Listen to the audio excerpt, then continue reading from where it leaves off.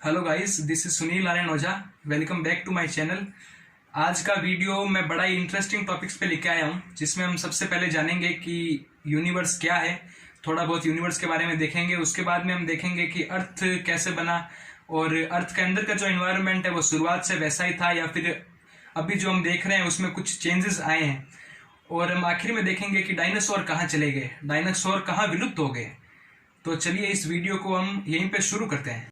विश्व के बड़े बड़े साइंटिस्टों ने अपने शोध से, अपने अनुसंधान से यह पता लगाया कि जो यूनिवर्स है, जिसको हम ब्रह्मांड भी कहते हैं, वो 20 बिलियन ईयर पुराना है। यानी अगर करोड़ में देखें तो लगभग 2000 करोड़ साल पुराना।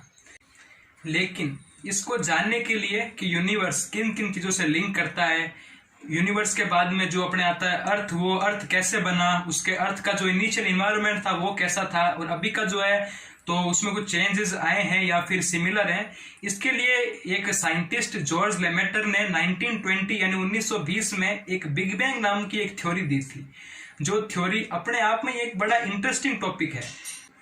बिग बैंग थ्योरी के अकॉर्डिंग जब कहीं पर कुछ भी नहीं था, ना कोई गैलेक्सीज थी, ना कोई अर्थ था, ना कोई सन था, ना कोई मून था, ना कोई उपग्रह था, नॉट ए सिंगल थिंग, जब कहीं पर कुछ भी नहीं था तो यूनिवर्स में एक बड़ा सा ब्लास्ट हुआ। हम ऐसा भी कह सकते हैं कि एक बहुत बड़ा, बहुत विशाल एक विस्फोट हुआ।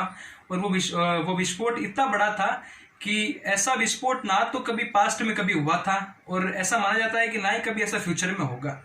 इस विस्फोट की वजह से बड़े बड़े जो पार्टिकल थे, बड़े बड़े हम कह सकते हैं कि बड़े बड़े कुछ हैवी मास की बॉडीज, वो रैंडमली बिखर गई।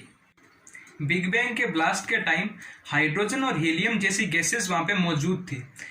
जैसे जैसे टाइम बीतता गया, हाइड्रोजन और ये हीलियम जो गैसेस थी, ये कुछ पार्टिकल के साथ कंडेंस्ड होकर इन्होंने गैलेक्सीज को फॉर्म किया। ये जो आप ऊपर ये जो इमेज देख रहे हैं एनिमेशन में, ये इमेज हमारी जो अर्थ की जो अपने गैलेक्सी है, ये उसकी है, जिसका नाम मिल्की वे है। और हमारा अर्थ भी इस मिल्की वे में ही आता है। साइंटिस्ट्स के अकॉर्डिंग हमारा ये जो अर्थ यानी जो पृथ्वी है, वो लगभग 4.5 बिलियन ईयर पुरानी है।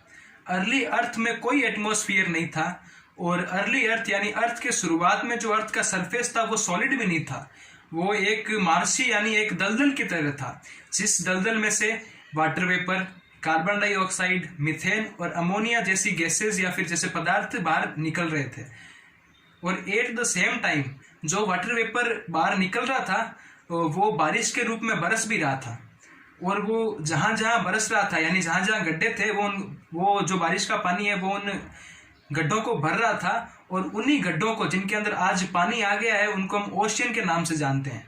और अर्थ पे सबसे पहले जो जीव या फिर जो जिंदगी थी या जो लाइफ है, हम कह सकते हैं कि जो लाइफ आई थी वो सबसे पहले ओशियन में ही आई थी। और इन सब प्रोसेसेस में कई हजारों साल लगे, ये एक दिन में नहीं हो गए थे। और ये सारी बात हुई कि अर्थ क्या था, यूनिवर्स क्या था। हमने थोड़ी गैलेक्सीज के बारे में थोड़ा देखा, हमने कि अर्थ के इन्वायरमेंट के बारे में थोड़ा देखा। अब हम चलते हैं दूसरे ही बड़े इंटरेस्टिंग टॉपिक पे, जिसको जानने की सबको इच्छा होती है कि डायनासोर कहाँ गए, डायनासोर कैसे विलुप्त हो गए, डायनासोर कैसे एक्सटिंक्ट हो गए।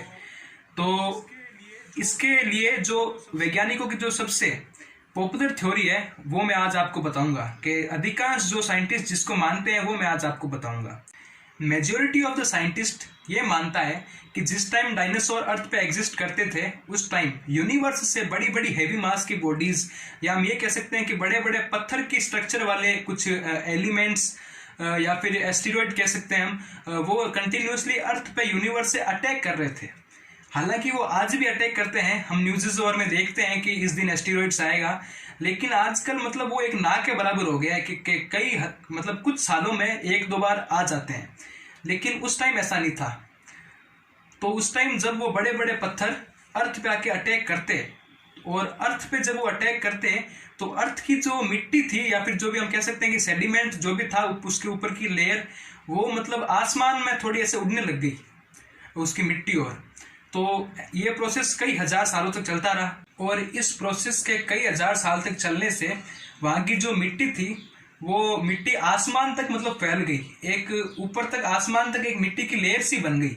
उससे क्या हुआ कि बाहर की जो सनलाइट है वो अर्थ पे फॉल ही नहीं हो रही थी, यानी वो अर्थ के अंदर ही नहीं आ रही थी। और जैसा कि हम सब जानते हैं कि प्लांट्स को अपना खाना बनाने के लिए सनलाइट की ज़रूरत होती है, क्योंकि वो फोटोसिंथेसिस करके अपना खाना बनाते हैं।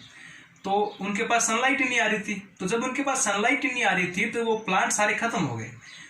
तो उन प्लांट्स अगर खत्म हो गए तो अब डायनासोर खाएंगे क्या? तो इसकी वजह से डायनासोर भी विलुप्त हो गए, डायनासोर भी खत्म हो गए।